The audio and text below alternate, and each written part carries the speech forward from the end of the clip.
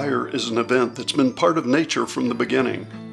Native Americans started the practice of prescribed burning to keep the grasslands free of woody brush incursions. As the plains were settled, prairie fire became something to be avoided. Fire as a natural process has now been absent from our landscape for over a century. Across Texas, rangelands' woody vegetation has increased relative to grasslands. Texas landscape, rangelands, plant communities have evolved with a 3 to 8 year fire return interval. Prescribed burning is the primary answer to revitalizing our grasslands.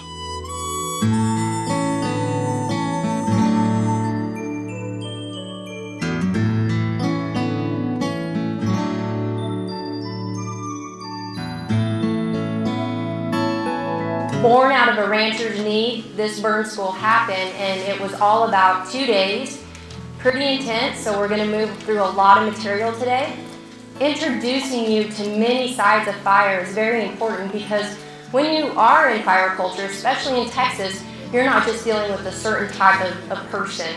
You're going to meet volunteer fire department guys, you're going to meet prescribed burn association folks, probably some agency folks, probably nuthead nerds like me, and also ranchers as well. So being able to talk with those types of folks and really effectively communicate fire is very important. Nearly all beneficial brush species in Texas are resprouting species in response to fire, grazing, and drought. Burning as a tool controls or manages unwanted woody plants. In pre-burn planning, the important thing to do is to understand your land and determine your purpose and need. Most of you maybe burn on your own land or with your neighbors. You know that ground fairly well, so that's already way out ahead of the power curve there. That's good. If you're going to help somebody else, I find that a site visit is very, very, very important to be ready to burn. I mean, I don't know how you could do it without that. And then obviously maps are a big deal. To have some form of a measurable objective. What do I want to do?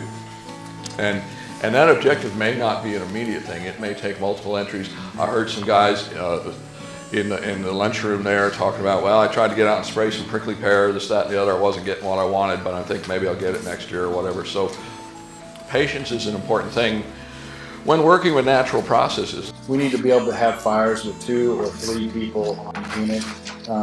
One way to do that is to start small with fire, and we built many a fire break at the home place with a backpack sprayer or a leaf blower, and a torch, and using a game trail. And you know, it's not rocket science, but you know, you can look at some grasses and know that that's going to burn a lot harder. It may burn over my edge. So we may step away from the trail and come back, but you have to be able to identify the good burners in your pasture and know how much buffer, you know, whether that could be right on the game trail or whether it needs to be a couple feet away. We want to have number one, a safe fire, and to be able to get all of the scrub brush and stuff from the edges. We want to get it pushed in. You want to get it a good ways in, all the algerita, all the real quick flammable stuff, cedar, that type of stuff. Get it pushed in the unit. That way it's not a problem on the line.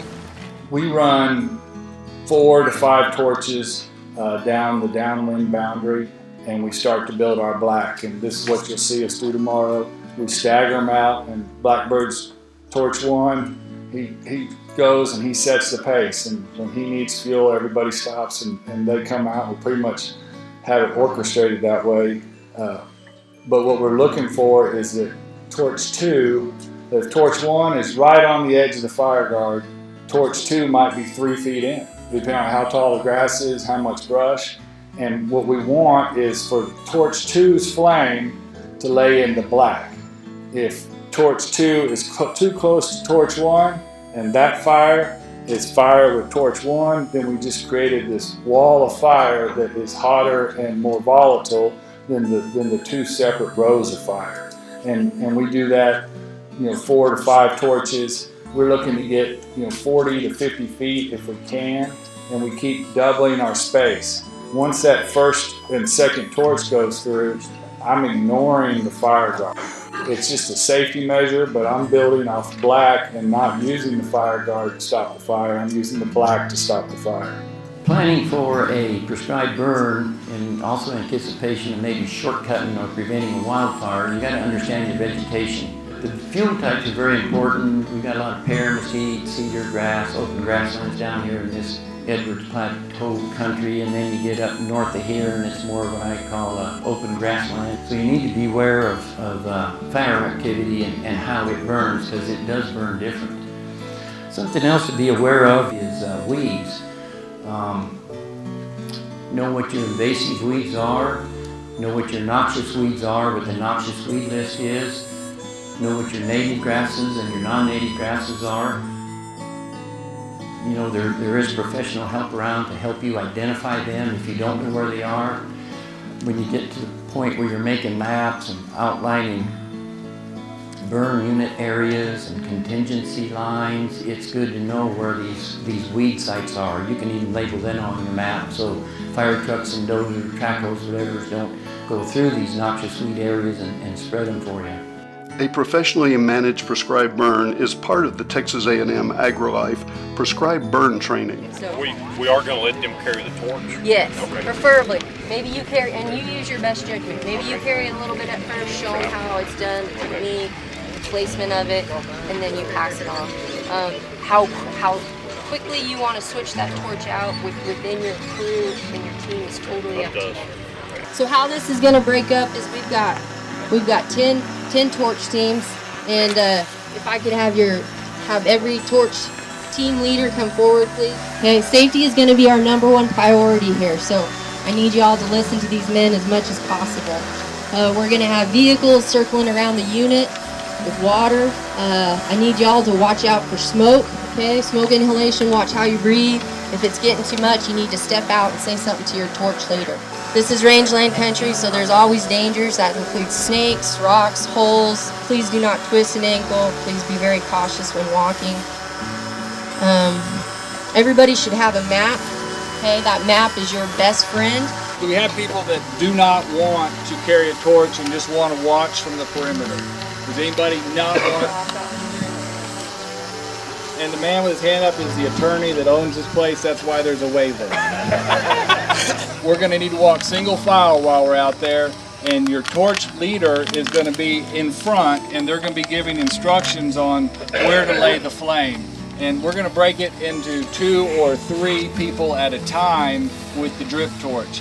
A drip torch has got a distance of maybe 2/10 of a mile, and then we're going to come out for fuel.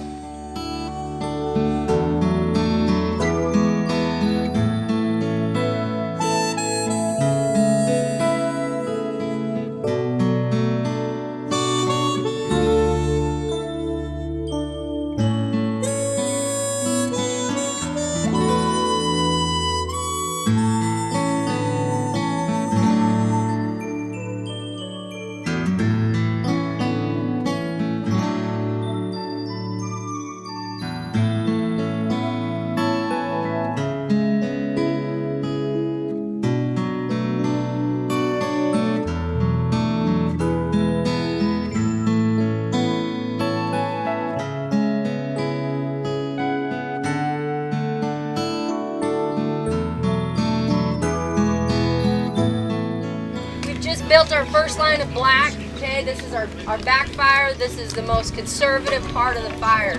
It started out very tame, and some people had a lot of questions asking me if I was meeting objectives. And guess what I said? Hell yes we are, okay? Because what was going to happen as that day progressed, as the morning progressed? RH went down, okay?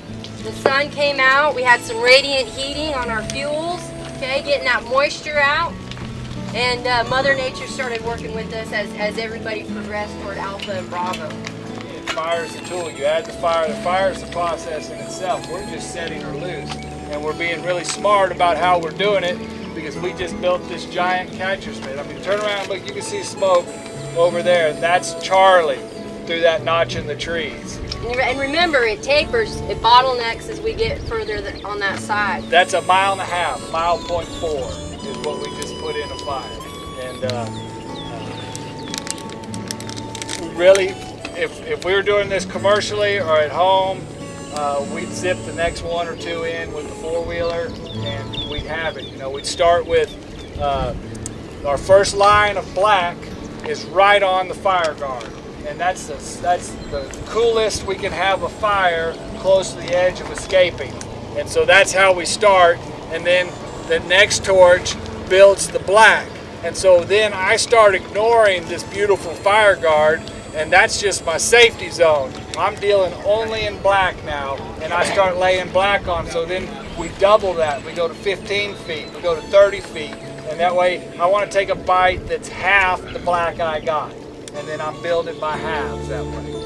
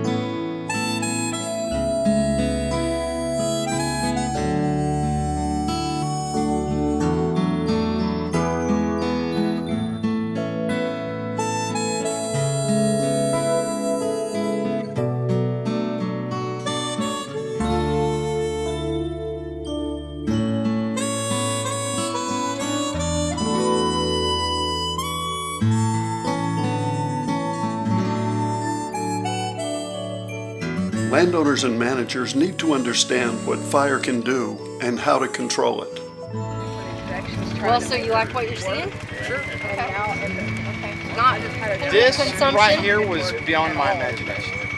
I thought we'd never even get a fire started in this, much less be affected in it. This crew and Bird are the only two left.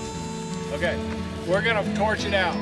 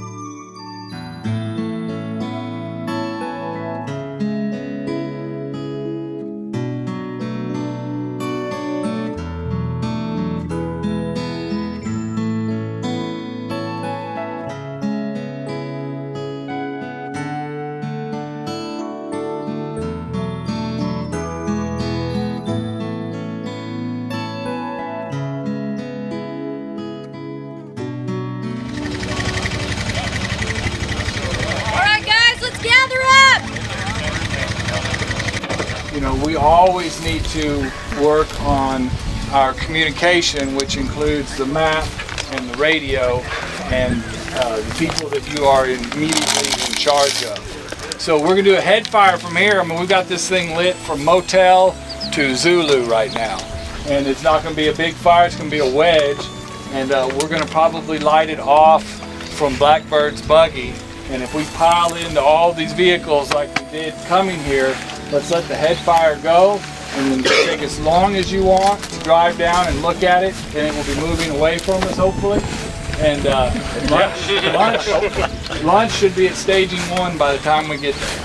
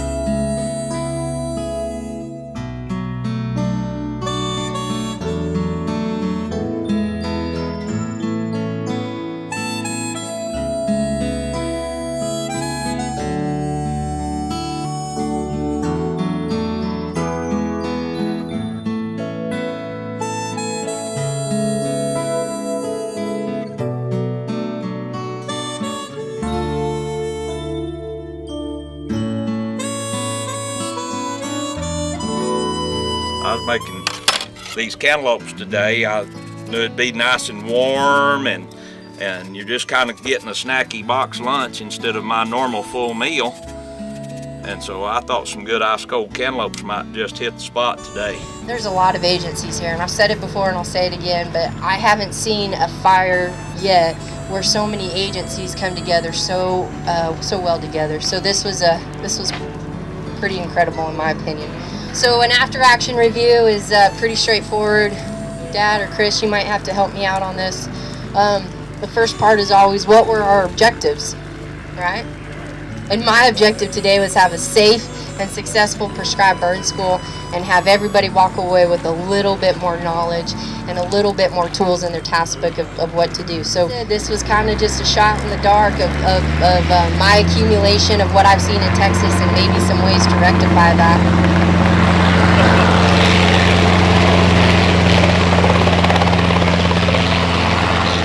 Did I mention there was a helicopter here? Pretty cool. Okay. So anything we can do differently, if you don't feel like saying it out loud now, please take the time to send me an email. I'd love to have the feedback. I'd also like to know if you guys would be interested in doing this again. There's several places we can burn, different fire conditions, maybe doing a spring prescribed burn or winter prescribed burns. And there's lots of different ways you can burn too. Texas Parks and Wildlife, like they mentioned yesterday, offers technical assistance. So does NRCS. There's lots of contributing players in our fire culture here, and I would encourage you to seek out and use every single one of them, or just see what they're about. Well, that completes our burn for today, guys. I promised you I'd have you out of here by 1, so we're right on schedule. If you'd like to kind of mill around and look, you're welcome to go back into the unit and look at the fire effects. I just encourage you to really look and see how this burn did, because it's much different than when we started. And I think that's a huge testament to the applicability of fire throughout all seasons. For those of you who want to go back in the unit, just heads up, keep your situational awareness up. We still got 2 guys on UTVs and ATVs in the unit. They're cleaning up and patrolling the lines, making sure it's secure. So just, and they're lighting still. So just keep your heads up.